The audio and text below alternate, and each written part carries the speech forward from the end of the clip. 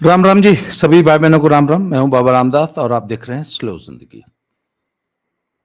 दिल्ली और चंडीगढ़ पंजाब में एक चर्चा बहुत जोरों से चल रही है। चर्चा ये चल रही है कि क्या अरविंद केजरीवाल की मोदी गवर्नमेंट से कोई डील हुई है और क्या केजरीवाल ने मोदी सरकार के सामने, मोदी के सामने घुटने टेक दिए हैं, सरेंडर कर दिया है। क्योंकि पिछले हफ्ते 10 दिनों में जो घटनाक्रम हुआ है, उस पूरे घटनाक्रम में जो केजरीवाल का रोल अब निकल के आ रहा है। शुरुआत होती है जगदीप धनखड़ वाइस प्रेसिडेंट के इस्तीफे से। सरकार नाराज थी, वो शेखर गुप्ता के इम्पीचमेंट को भी स्वीकार करने जा रहे थे, विपक्ष के प्रस्ताव को। बाकी उन्होंने जस्टिस वर्मा के इम्पीचमेंट का प्रस्ताव भी विपक्ष का स्वीकार कर लिया था, जबकि सरकार चाहती थी कि पहले ये लोकसभा में आए। वो तमाम बातें थीं और सरकार की जो नाराजगी जगदीप धनखड़ से थी, वो सारी बातें थी। पर आखिर ऐसा क्या हुआ कि सरकार ने पैनिक बटन दबाया और रातों रात उनका इस्तीफा ले लिया गया। उसमें ऐसी एक चर्चा चल रही है दिल्ली और चंडीगढ़ में कि Congress was trying to topple the BJP government. BJP government, आपको पता है कि बीजेपी की अपनी बहुमत तो है नहीं, तो वो एनडीए के घटक दलों के साथ समर्थन से सरकार चल रही है। एंड कांग्रेस चाहती थी कि यदि नायडू और एक दो अन्य घटक दल अगर अपना समर्थन वापस ले लें तो ये सरकार गिराई जा सकती है।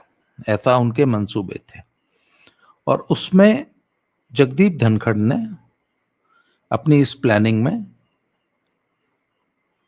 केजरीवाल को इन्वॉल्व किया और केजरीवाल की ड्यूटी लगाई गई थी कि चंद्रबाबू को, नायडू को समझाने का काम आप करेंगे।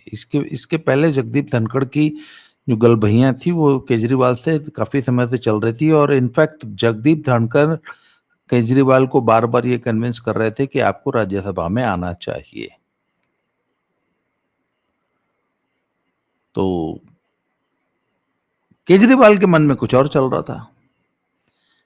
केजरीवाल खुद राज्यसभा में न जाके पहले पंजाब के ऊपर अपना पूरा कंट्रोल चाहता था और पंजाब का पे कंट्रोल हासिल करने के लिए उसकी प्लानिंग ये थी कि राज्यसभा में मैं नहीं, राज्यसभा में भगवंत मान को भेज दिया जाए और उससे मुख्यमंत्री की कुर्सी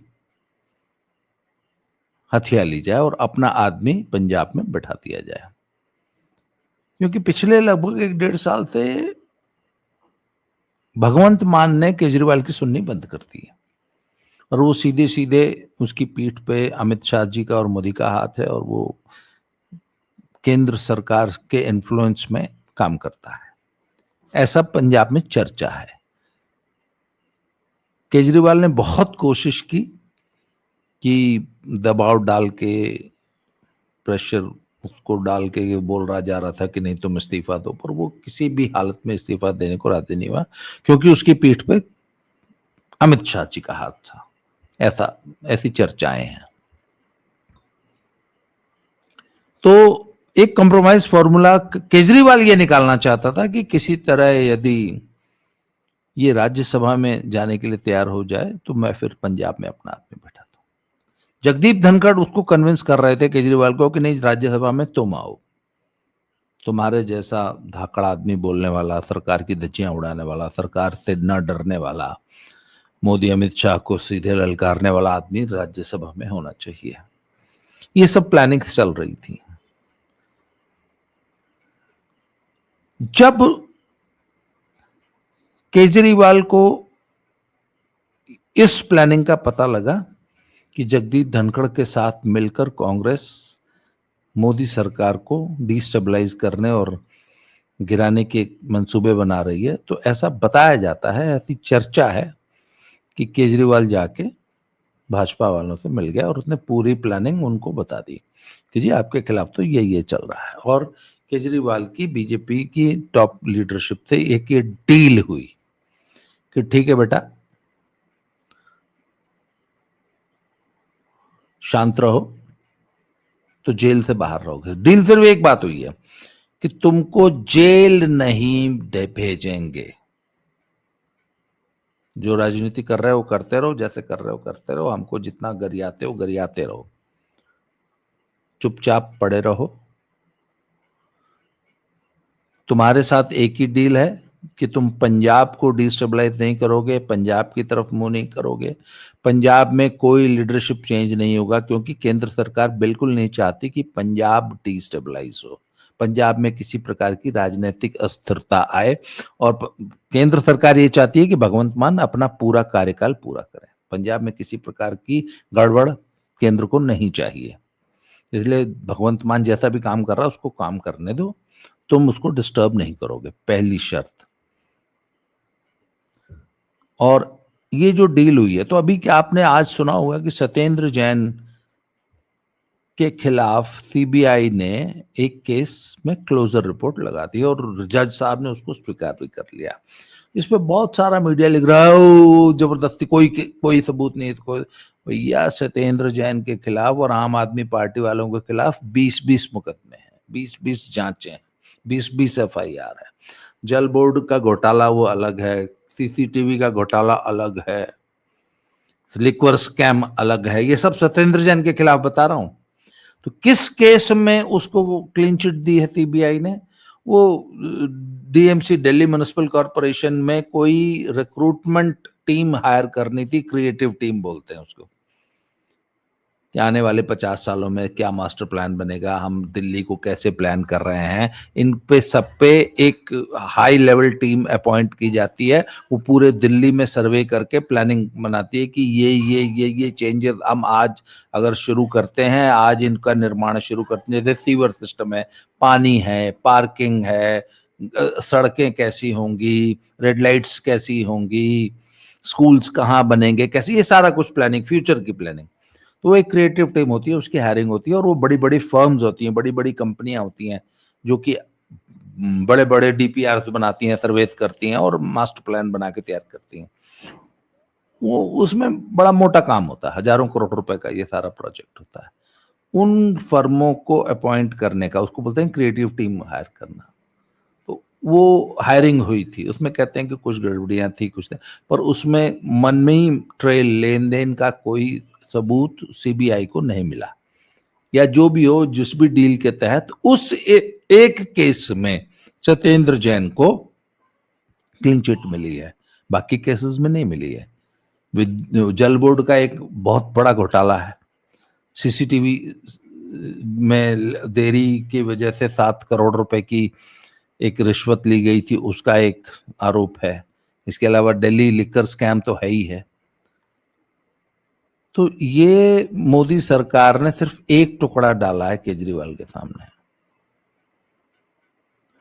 और डील ये है कि तुम केंद्र सरकार के लिए कोई मुसीबत खड़ी नहीं करोगे, चुपचाप अपना काम करते रहो, दिल्ली हमको चलाने दो, पंजाब जैसा चल रहा है चलेगा, जो हम काम करते हैं, जहां जहां चुनाव लड़ते हो तुम। क्यों? क्योंकि मैंने आपसे शुरू से कहा कि केजरीवाल की पार्टी बीजेपी के लिए बहुत अच्छी है, क्योंकि वो जहां भी चुनाव लड़ती है कांग्रेस को डैमेज करती है, और आम आदमी पार्टी कायम रहे, जिंदा रहे, फलती फूलती रहे, उसकी लीडरशिप जिंदा रहे, ये बीजेपी के हित में है। हां, पर रहे इनके कंट्रोल में, लगाम इनके हाथ में होनी चाहिए। वो लगाम बीजेपी ने और मोदी ने अब नकेल वो अरविंद केजरीवाल को डाल दी है, और अरविंद केजरीवाल ने मोदी के सामने सरेंडर कर दिया, घुटने टेक दिए, और जगदीप धनखड़ की बलि ले ली। क्योंकि जगदीप धनखड़ से जो गुप्त मीटिंग्स इसकी हो रही थी और जो बातचीत हो रही थी और जिस तरीके से चंद्रबाबू नायडू से मिलके सरकार गिराने की प्लानिंग्स थी, वो सारी प्लानिंग इसने मोदी अमित शाह को और बीजेपी लीडरशिप को बता दी कि जी आपके खिलाफ ऐसी ऐसी प्लानिंग कर रहा है आपका वाइस प्रेसिडेंट और कांग्रेस मिलके, इसलिए आप समझ जाओ। मतलब मुखबिर बन गया, खबरी बन गया। तो खबरी के लिए थोड़ी बहुत तो रियायत दे ही दी जाती है, तो वो उतनी रियायत केजरीवाल को मिल गई है और अभी फिलहाल केजरीवाल जेल नहीं जा रहा है। केजरीवाल ने इससे सिर्फ एक ही चीज हासिल की है कि जी बाकी सब ठीक है, मुझे जेल मत भेजो। क्योंकि एक बात बताऊं, शहीद कोई भी क्रांतिकारी कितना बने, जिसको शीश महल में रहने की आदत पड़ जाए ना, जो विलासितापूर्ण जीवन जीने का आदी हो जाए, बातें आप चाहे जितनी कर लो, मैं तो जी आम आदमी हूं, मैं तो ढीली सी पैंट और ढीली सी शर्ट और गंदा सा मफलर लपेट के चलता हूं, मैं तो अखबार बिछा के प्लेटफॉर्म पे सो जाता हूं, ये सब दिखाने की बातें होती हैं। अंदर से जो विलासितापूर्ण जीवन जीने की ललक है, वो केजरीवाल ने दिखा दिया शीश महल बनवा के। तो भैया शीश महलों में रहने वाले लोग, उनके लिए जेल बहुत ज्यादा कष्टकारी जीवन होता है जेल का, कोई जेल नहीं जाना चाहता। और इस उम्र में जब ऐश करने की उम्र तो अब आई है, अब तक तो सारी जिंदगी स्ट्रगल ही करते रहे, अब जब ऐश करने की उम्र आई है तब जेल में चले जाओ। तो भैया बुढ़ापा कोई नहीं खराब करना चाहता, और केजरीवाल ने यही डील मोदी अमित शाह से बीजेपी से की है कि भैया जान बख्श दो, जेल मत डालो, बाकी आप जो कहोगे मैं आपका काम करता रहूंगा।